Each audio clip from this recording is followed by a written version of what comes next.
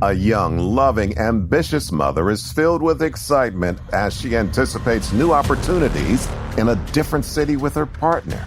However, this fresh start turns daunting when neighbors in her community notice her abandoned car. Could a complicated love triangle be at the heart of this bewildering situation? What happens when love becomes fatal? This is the Fatal Attraction Podcast with an Unthinkable End.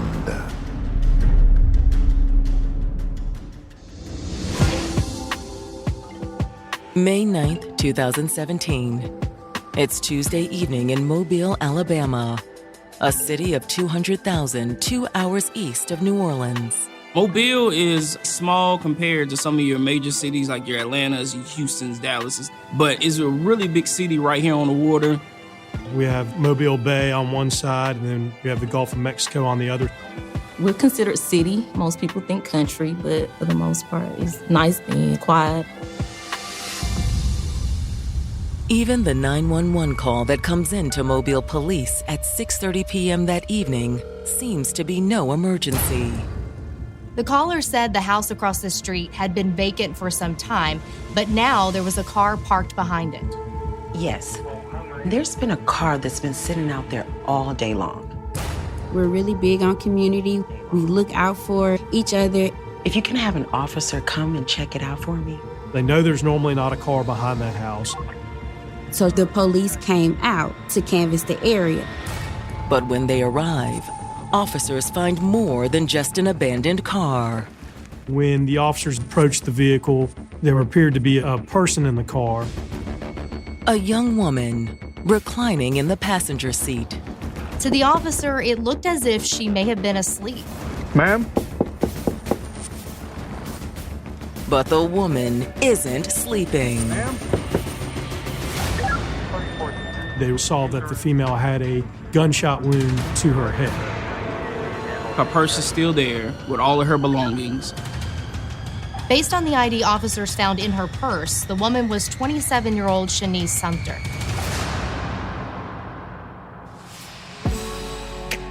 Chenise Sumter was a fun-loving young woman with a magnetic personality. She was just a delight. We would laugh all the time. It was never a dull moment with her. She loved to sing, she loved to dance, she loved to party. Our favorite thing to do was probably just get in the car and just ride and maybe go to Louisiana, just to go on Bourbon Street, just to have fun. But behind the singing and laughter, there were plenty of tears. Her mother passed when she was 10 years old. It's something very hard, especially when they're a young age, when they don't quite understand why it's my mom not gonna be here anymore. Not that Chenise had much time to grieve. Our mom passed when I was 2 years old, so she basically raised me. She was the big sister, but she was also the mom too, especially when it came to Miracle. It was like Miracle was her baby. I could come to her for anything. She was always there for me. Even after Chenise had a child of her own. She had her son when she was 18. She loved him. That was her world. That was her heart. Anything she could get for him, she would do that. Anytime she could spend with him, she was a good mom. But she was always a single mom. She was a beautiful girl, so it was not uncommon for her to have guy friends. But I don't think it was a thing where she really wanted a serious relationship. She never really spoke about marriage. She has a son, so she just wanted to be able to take care of her and her son. She was very focused on that more than she was focused on dating and a man. All right, have a good day. Hug, what about my hug?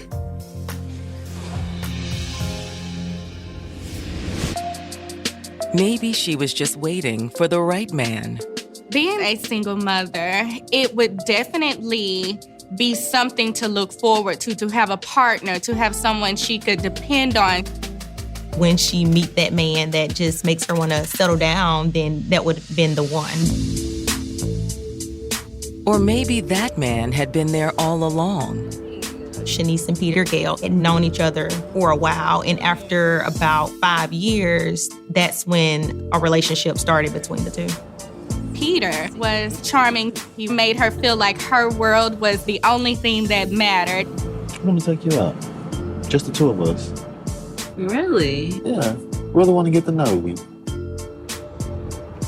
Okay. Let's do it. When I first met Peter, I was like, this is not Chenise's type. Where did he come from? But she was happy.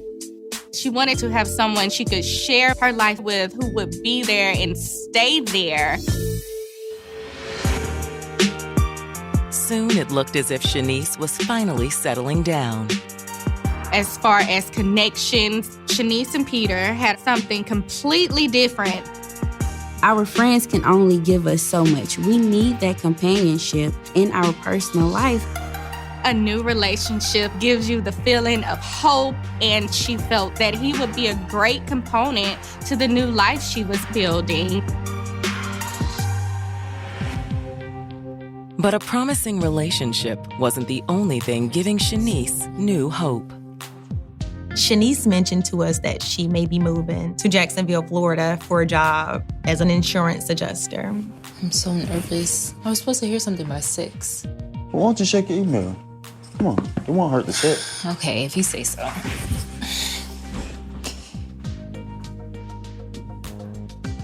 Oh my gosh, I got it. I was happy for her because I knew that insurance adjusting was very lucrative, and that was Chenise's goal, to create a lot of income so she can do different things for her and her family. Chenise is thinking everything is lining up at this point. She's got her man, got her family, getting ready to start this new job. So it was an exciting time for her. And on Monday, May 8th, 2017, the only thing she needed to make that future a reality was a quick trip across the state line. In order to work in Jacksonville, she had to go and get some fingerprints done for her Florida adjuster's license. But now, just hours later, police have found her car parked behind a vacant house on the outskirts of Mobile. Inside of the car was Chenise's body. She had a fatal gunshot wound to the head. There was the smell of gunpowder. There was blood everywhere in the vehicle. There was a gun found at her feet. Looks like it fell right after the gun was triggered. It appears to be a suicide.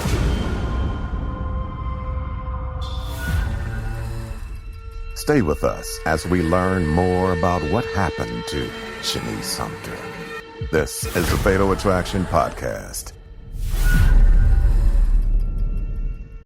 If you thought goldenly breaded McDonald's chicken couldn't get more golden, think Golder, because new sweet and smoky special edition gold sauce is here.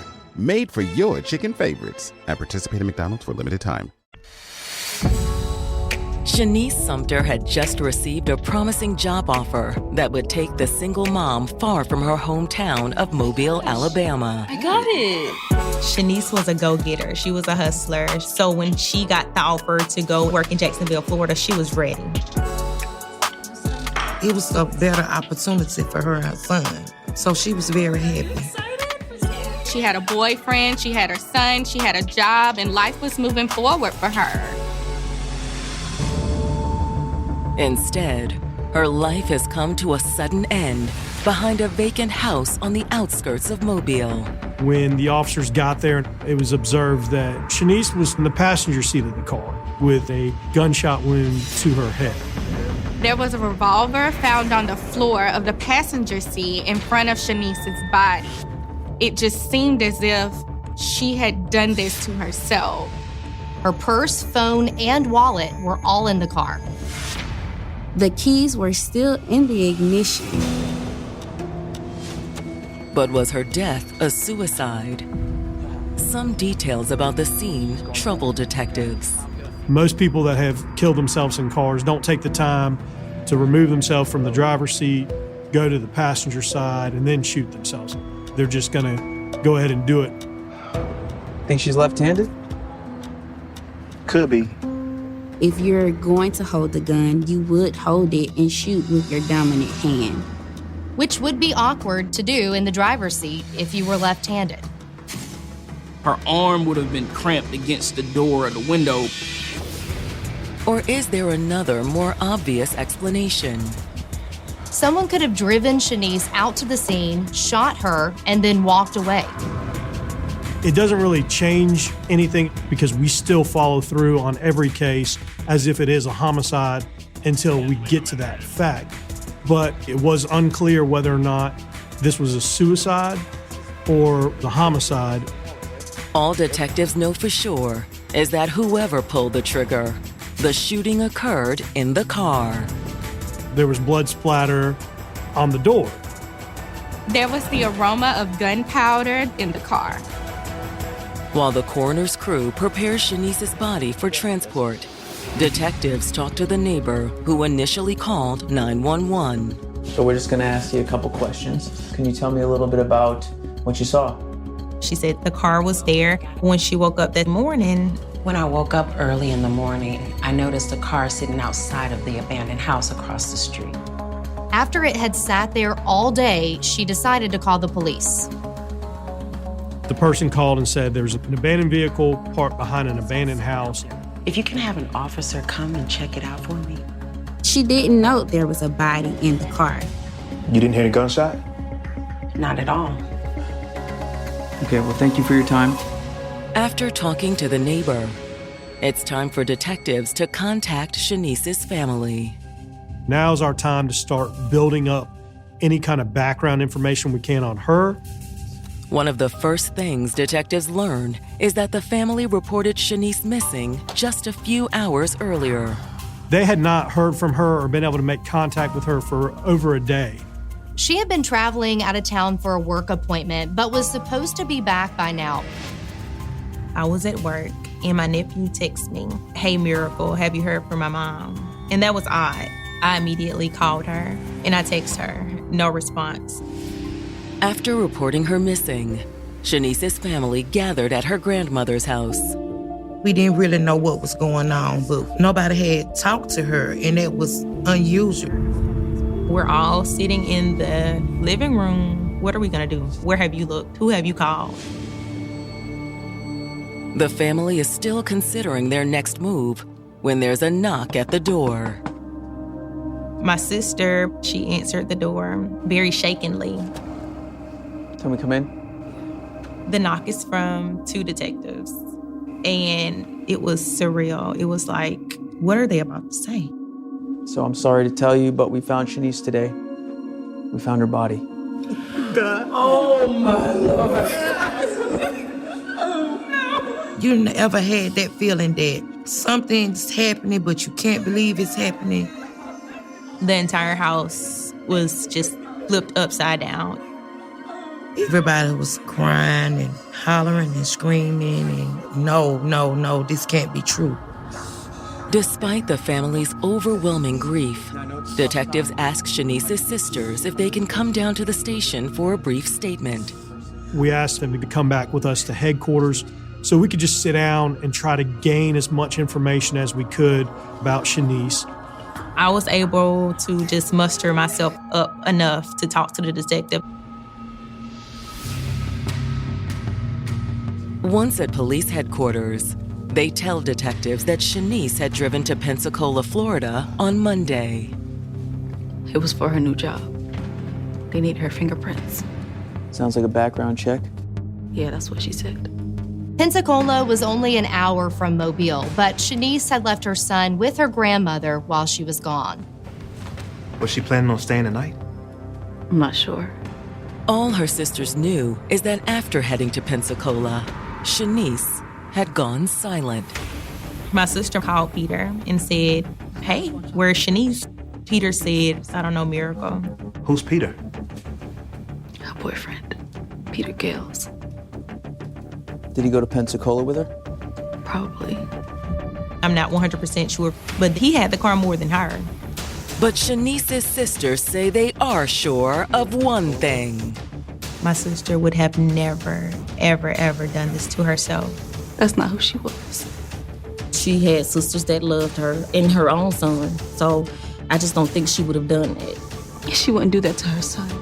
I knew that it was a murder. We are right there with you.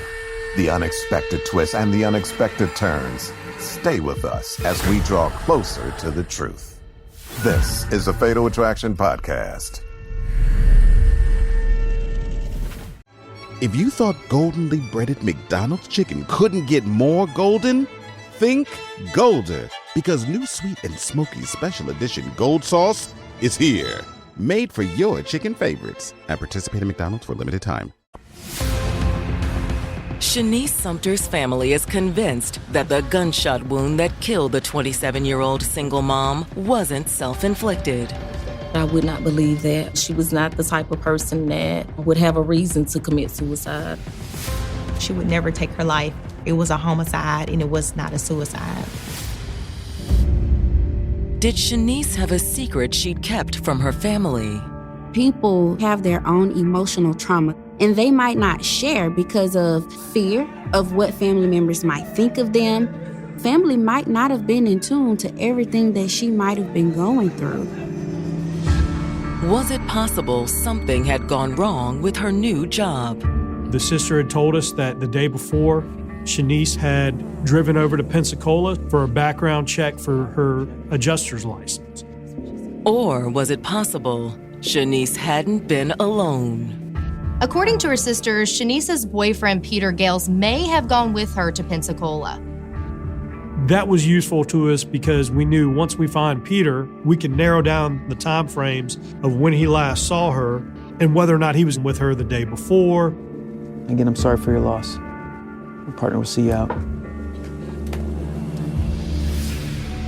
The next morning, when detectives bring him in for questioning, Chenise's boyfriend had already heard the news that she's dead. That's why we're here to talk about exactly what happened. I don't know how I feel. I love my best friend. Of course, he's distraught. The love of his life is gone. He does inform them that they did go to Florida together. We went to Pensacola like that morning. We was in Pensacola around about 11. She was excited about the new job. Everything was fine and dandy. But something happened on the way back to Mobile that night. Yeah, we get hungry. So we go get something to eat. They're in the drive-thru and a phone call comes in. And it's another woman calling Peter. Hey, baby. Peter says in his rush to decline the call, he accidentally answered. What the? Don't trip. It ain't nobody. Who is that? Don't start, Chenise. These newer cars, your phone can hook up to the stereo. That phone call is from his side piece. My girl skirts on me. Peter's been messing around, and this is the first time Chenise is finding this information out. That did not go well with Chenise at all. So she get mad. What you mean don't trip? She talking about she needs you. Oh, don't trip. Who is that? Don't tell me not to trip. She kind of like she can't deal with it. So I'm like, well, just drop me out. Get me out of here. Peter says he drove to his mother's house, got out of the car, and gave the keys to Chenise. I give her to drop me off, and that's the... When she drops you off, or you get out of the car, she drives off. Do you have any idea where she goes? I have no clue. Peter does say that he tried to make sure Chenise was all right. He started trying to text her, trying to call her to make amends with her. Peter says she wasn't responding. Did she say anything about hurting herself? She did that before, but not that. What did she say before? I just want to kill myself. Why? Why she said that? She wish she was with her mom. Her mom dead. Peter said he never thought she was serious about it. It leaves you wondering, what happened? Did this argument truly lead to them killing themselves? Detectives have their doubts. Let's stay with the story. So she drops you off over there. Yeah. Where do you go from there? He said he spent the night at his mother's house. You didn't go anywhere else? Nah. Peter says he spent much of the rest of the night doing damage control. I was texting her phone, and then... Did she text you back? Nah, I don't get no reply. But I'm thinking I'm on Do Not Disturb, you know what I'm saying? Now, at this point, I said, do you mind? We just want to make a copy of your messages and download the copy of your phone for the case. Is that all right with you? And he said, yeah, that's fine. When detectives look through the data, it matches what he'd told them. It shows he had been trying to text Chenise after the argument happened. Chenise wasn't responding. Peter's mother also confirms his story when detectives follow up with her. Peter's mom does confirm that he did get dropped off that evening. However, she couldn't say with certainty that it was Chenise who dropped off Peter. What she saw were some headlights out of her window. She didn't see the car. She didn't see Chenise. But she's like, my son could not have done anything. He's innocent. They'd basically ruled out their only possible suspect. And when the autopsy report comes in, it will eliminate another theory. What it indicates is that there's no way that the wound was self-inflicted. This was not a suicide. Chenise's sister was right. It was murder. Stay tuned for more of the Fatal Attraction podcast.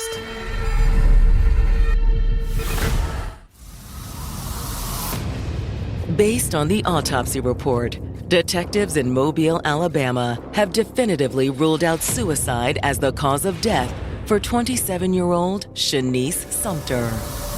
The autopsy report provided information that was inconsistent with suicide.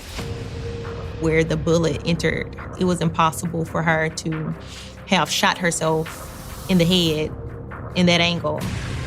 The angle of the bullet wound isn't all that rules out suicide either. Chenise's hand didn't have any evidence of gunpowder. If you use a gun and shoot the gun, there would be residue on your hand.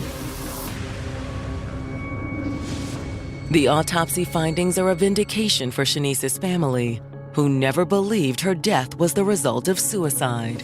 She would tell you how she felt. She was very verbal, so I just wouldn't have believed it. I had no doubt in my mind that it was a homicide. Which leaves detectives with one big question to answer. If it was staged to look like a suicide, then who's responsible? From the information we have, the likely suspect is Peter. He was the one that was with her. But he's already been ruled out. Detectives had checked his phone, which showed he was being honest about the call from his other girlfriend and the argument that ensued with Chenise. Peter's mom did verify that Peter did come home the night of the incident. There were several follow-up texts to Chenise begging for forgiveness. However, the admitted argument does give detectives one more lead. Had Ashley eliminated her rival? When detectives bring her in for questioning, Ashley starts by asking why they want to talk to her. I heard she killed herself. Where'd you hear that? That's what everybody's saying. She was rather casual about the fact that Chenise was no longer alive. She didn't give the impression that she felt sorry or anything that is typical for someone who hears that someone's life has ended. When you interview a lot of people and you've worked a lot of cases, you start to pick up on people's body language. So no tears for Chenise? I never met her. She tells detectives, I don't know that chick. I don't know her. She means nothing to me. I just had this thing going on with Peter. Chenise was with Peter in the car when you called Monday. Did that make you mad? Oh, I was mad, but not at her. She was mad about the fact that Peter had blew her off, but she wasn't upset that he had another girl. Ashley says that hers and Peter's relationship was just off and on. It was nothing serious. It was almost as if Ashley just knew her role. She wasn't emotionally attached to the situation. So no revenge? Oh, I got even with him. Ashley tells them, I was upset, so I decided to call up another friend of mine. According to Ashley, her other friend had stayed the night too. She wanted to make Peter feel jealous, to show him that he's not the only option. Thank you, Ashley. After talking to Ashley, the investigators check out her alibi for Monday night. They reached out to the guy she said she was with. He confirmed that he spent the night with her and didn't leave until Tuesday. Ashley couldn't have been the person to do this. And detectives are no closer to finding who did. Nobody witnessed an incident occur. Nobody could tell us a description of who the person was. And we're talking about, at this point in time, we're behind on the investigation because she's been out there for about a day by the time we got called. But soon after talking to Ashley, detectives receive another call. Homicide. The caller told detectives she was a coworker of Chenise's. She provides some very vital information for this case. There's something you ought to know about Peter. She tells them that Peter was controlling. Peter would call and text Chenise all day long. But that wasn't the worst of his behavior.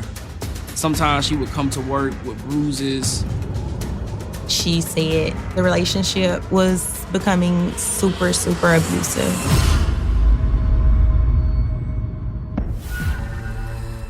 Stay with us as we draw closer to the truth. This is a Fatal Attraction podcast.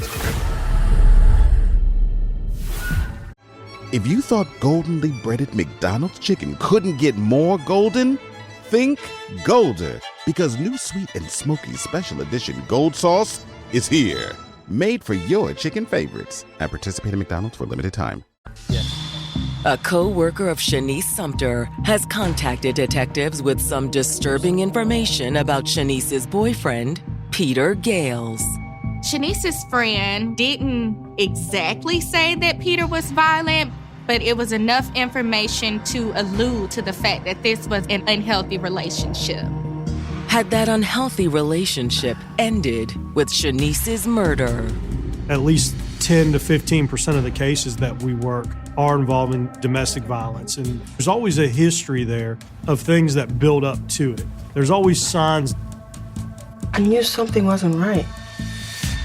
She said Chenise has been wearing makeup. Chenise was so beautiful, gorgeous skin, no flaws. And for her to just start wearing makeup out of the blue, it was odd because what are you covering? What are you hiding? Chenise's coworker thinks she knows the answer. Chenise had shown up to work with bruises on her. Did she tell you what happened? She said she fell. It would seem as if she was making up stories about what truly happened. However, according to her coworker, Chenise had finally come to a decision. Chenise did want to end the relationship. She was done with him and was over him. And she'd found a way out. Chenise's coworker provides the information that her job in Florida was actually an opportunity for Chenise to get away from Peter. She did take the steps to leave him, but she couldn't quite completely get away. All right, thank you. Bye.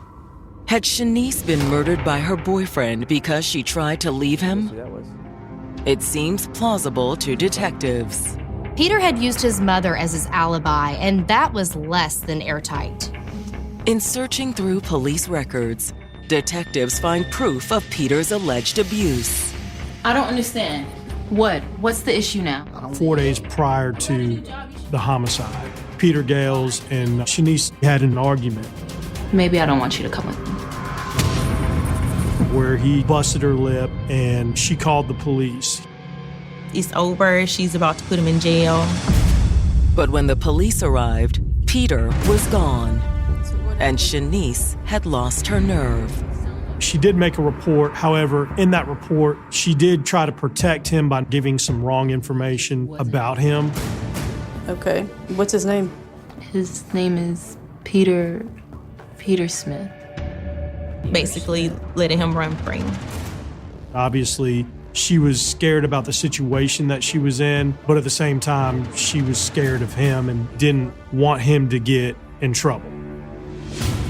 Now a murder suspect, Peter is in far more trouble. And when detectives subpoena his phone records, the evidence against him becomes stronger. When the officers pulled the phone records, they saw that, hey, there's a phone number on here that's not on this phone. We could tell Peter had gone through and deleted text messages out of his phone. The deleted messages went to a man named Isaiah Stewart. What was the conversation that Peter and Isaiah had that he didn't want police to know about? In an interrogation room, Isaiah admits that Peter had contacted him on the night of the murder. Isaiah says that the conversation was about how mad Chenise got about the call from Ashley. And I told him he should have been more careful with his phone. That's funny to you? I mean, not before I knew what happened. Isaiah says that he heard that Chenise killed herself. Peter tell you that? Nah. I mean, that's what everybody was saying. The police informed him that no, Chenise did not kill herself. Wait, really? She was murdered. And we have reason to believe Peter was responsible. Hey, no way. But when detectives keep pressing, Isaiah starts to sweat. There were definitely a lot of signs when talking to him that he was not being honest. Isaiah was like, whoa, I'm getting in way over my head with this. Look, I had no idea. About what? About what all he did. He denies that he knows anything about what happened. All Isaiah can confirm is that he gave Peter a ride. He said Peter texted him, told him where to meet. He picked him up on the side of the road, not too far from the crime scene. He then takes him to his mother's house and drops him off. It's not what Peter told detectives. The story that Peter gave the police was that Chenise dropped him off at his mom's house. Free to go. Now that detectives can place Peter near the crime scene, they ask him to come in for another interview. And we're not accusing you of anything. You know, obviously we're investigating. At this point, we're just playing along like he's a victim, that his girlfriend was killed by somebody or killed herself.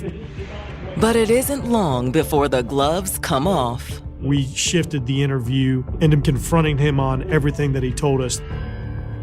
Everything that's coming out is not what you're saying, okay? And we already know that this is what happened. We already know, okay? They tell him, Isaiah let us know that he picked you up from near the crime scene and dropped you off at your mother's house. I want you to be honest with me and just tell me what happened. Faced with what Isaiah told the investigators, Peter starts to break. But is what he tells them the truth? She tried to jump on me. He claimed that during their argument over the phone call, she grabbed the gun and attacked him. He tried to take it away. They struggle with the weapon. She was trying to jump over by me, like trying to fight.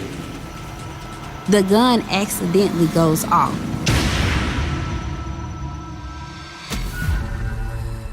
Stay tuned for more of the Fatal Attraction podcast.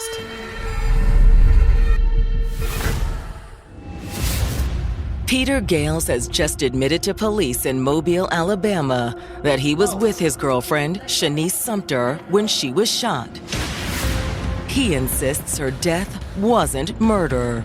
Peter says that Chenise's death was an accident. He indicates that after the call came in from Ashley, him and Chenise get into this intense argument. And during the argument, Chenise opens the glove box and pulls out the .38 revolver. Chenise, what are you doing? Grabbed it with his hand. Peter begins to push her away, shoving her off, trying to keep himself safe. He said that they were struggling over the murder weapon and it accidentally went off. I looked, like, oh my God. You know what I'm saying? Oh my gosh, this hole right here. Peter admits that once the incident occurred, he was shocked. He was confused. I'm just knowing, like, everybody don't think I killed you. So he tried to make it go away. He drove her all the way down to the abandoned house and parked the car. What'd you do from there? I left. How'd you leave? And be honest with me, man. All right. Peter admits that he made a call to Isaiah to pick him up. He had no clue what was going on. He had no clue. Detectives suspect that may be the case, but they have no doubt that Peter is lying about the shooting. We believe that he intentionally shot her in the head and killed her. Once the interview is over, detectives place Peter under arrest for murder. When he was taken into custody, he didn't have any remorse for it. The only remorse he had was that he got caught. Now we just need complete justice and get him sentenced for what he did to my sister. When Peter goes on trial on May 24th, 2021, the prosecutor begins by explaining what triggered the argument that led to Chenise's death.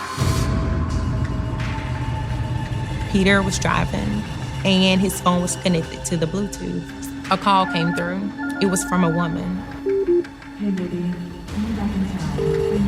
Peter, who the hell is that? Who is that? Don't start with Chenise.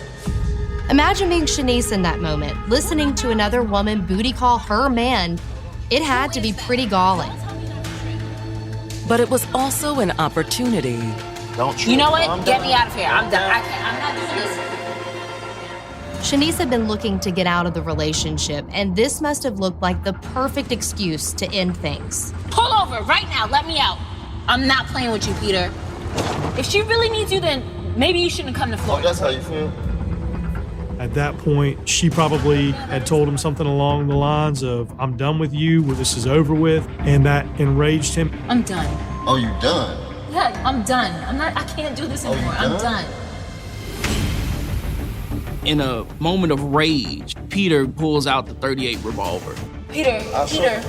And then he shot her in the head. Peter! After she was dead, Peter drove south out of town to dump the car and the body. He abandoned the car behind an empty house with Chenise still in the passenger seat. And then he called his friend, Isaiah Stewart, to drive him to his mother's house. He did everything he could to distance himself from it. He sent her fake text messages to make it seem like they worked together. He also sent messages designed to make it appear like she'd killed herself. He sent text messages basically saying, don't hurt yourself like you threatened to do, so that it would make us believe that she was suicidal. The medical examiner had ruled out suicide, so Peter's defense attorney is forced to fall back on what he'd eventually admitted to the police. The defense attempted to use Peter's story of it being accidental. The defense is trying to spin the case as if Peter was trying to keep Chenise from shooting him, and so the gun went off. But in closing, the prosecution says the evidence leaves no doubt that Peter had intentionally killed Chenise. All of Peter's actions were very deliberate so that he wouldn't be seen as the person who committed this crime. After their deliberations, the jury sees what Peter had tried so hard to conceal. Peter Gails was found guilty of murder. At sentencing, I spoke on the stand and said, if he get out of jail, he's gonna do it again. So please do not let this man out on the streets again. And the judge ultimately gave him life in prison. Not that any amount of prison time can make up for what Peter did. You took her away from us, and she's never coming back, so it'll never be the same. It doesn't get easier. Most people say it gets easier. It really doesn't. I'm still mad, still depressed, still have anxiety. And these are things that I'm going to have to deal with the rest of my life. But no one has more to deal with than the person who lost the most. Her son has to grow up without a mom. She can't see her son graduate from college. She can't see him go to the prom. She can't meet his first girlfriend. It's an absence those who love Chenise will always feel. I just miss her presence. I think we take stuff for granted. The world is missing a sister, a mother, a friend, a cousin, just a sweet, kind, genuine soul.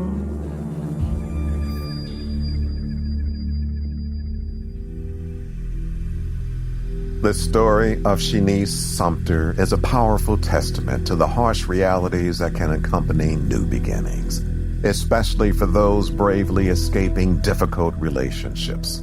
With her radiant spirit and infectious positivity, Chenise was a beacon of light who faced unimaginable challenges, ultimately leaving behind those she loved most, especially her child. Chenise Sumter's loved ones will forever hold her memory close, cherishing the profound impact she had on their lives. Abuse is never okay. If you or someone you love is in an abusive relationship, there is help available. Call the Domestic Violence Hotline at 1-800-799-SAFE. Coming up on the next episode of the Fatal Attraction Podcast. She refused to let her disability define her. She wanted to master American Sign Language. She enrolled in the Rhode Island School for the Deaf. She was able to form friendships. And she also found a new love. They shared so much in common. He was quite the gentleman. She just falls head over heels for him. They were the perfect match for each other. But when she turns up missing, her family fears the worst. A mother becomes frantic when her daughter suddenly disappears while living in Harlem, New York. Her instincts tell her something is wrong when she confirms that her daughter did not make the flight home to visit the Dominican Republic. Could her intuition suggest that something terrible has happened? Tune in to the next episode of the Fatal Attraction Podcast. We will see you in the next episode.